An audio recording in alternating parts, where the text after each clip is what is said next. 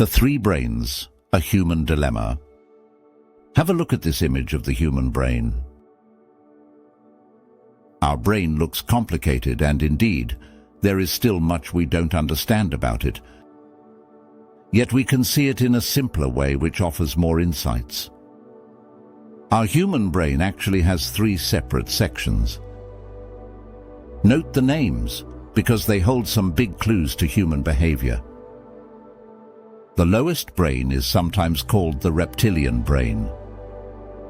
The middle brain is often called the mammalian brain. The large frontal lobe, which is also called the cortex, sits above the other two brains. They say the frontal cortex is what makes us human. It gives us two advantages over the rest of nature. Firstly, it gives us the ability to reason and rationalize. Secondly, it gives us self-awareness. We know we exist. But does the forebrain really make us superior?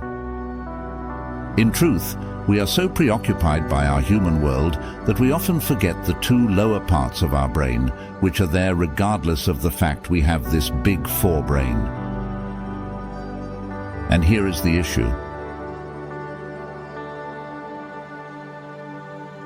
The two other parts of the brain operate similarly to the animals with which they are associated. And they are basically automatic. They react without thinking. The thinking takes place in the forebrain. The hindbrain or reptilian brain is there for basic survival.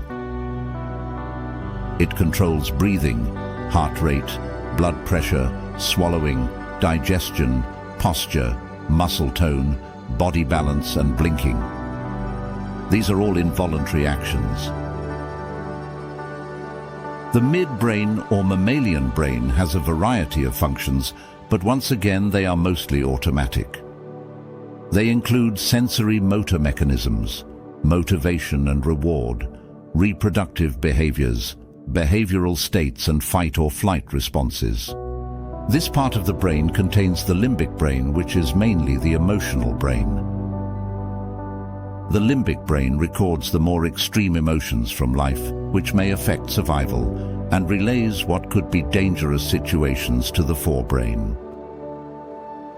It also records traumatic events, which then can affect us long-term and override current behaviors. For example, PTSD, rape and sexual assault or incest. The limbic brain is connected directly to the frontal cortex by a group of specialized neurons called spindle neurons. These brain cells send messages faster than other neurons. This is, of course, a survival mechanism. If we are in peril, the conscious mind needs to know straight away. However, the limbic brain can interpret positive and neutral situations in a negative way in its need to protect us. This is where the frontal cortex has the opportunity to see things rationally and decide on whether the emotion is correct and justified. However, experience shows us that the frontal cortex is often subject to biased and prejudiced thinking, which supports extreme emotional reactions, which then result in negative consequences. What is important to note here is that the two lower brains are both more primal in their reactions to the world around us. They are more like the rest of animal behaviors in that they can be unconscious, automatic, and to do with survival. Here is the question, though, that we humans need to think about. How does the conscious frontal cortex relate to these primal aspects of our psychology? And this is a major question for the human race. Does the forebrain question the responses of the two lower brains so as to keep things rational, or does it simply believe the automatic emotional response? In simpler words, do we act like animals or human beings? However, there is more to this picture. Our two lower brains are also more complex and advanced than lower-order animals.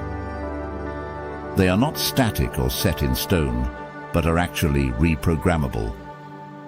What I mean here is that the lower brains can be changed or reprogrammed to have different automatic responses than the ones they currently have. This reprogramming can take place right through into old age.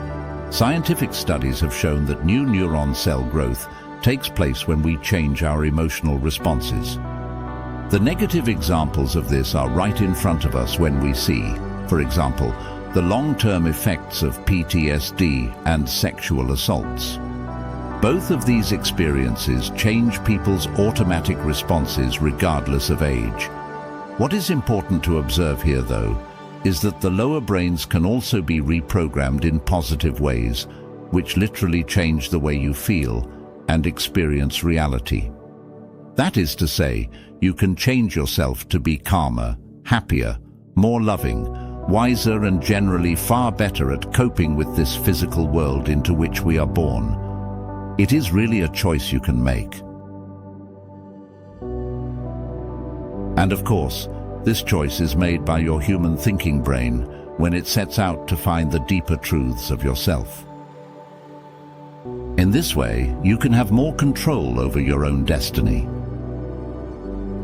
This article was written by Alexander J. Clark, author of the book There Are No Secrets, A Short Science of the Human Soul. If this article interests you, there is more at wakeupnow.net.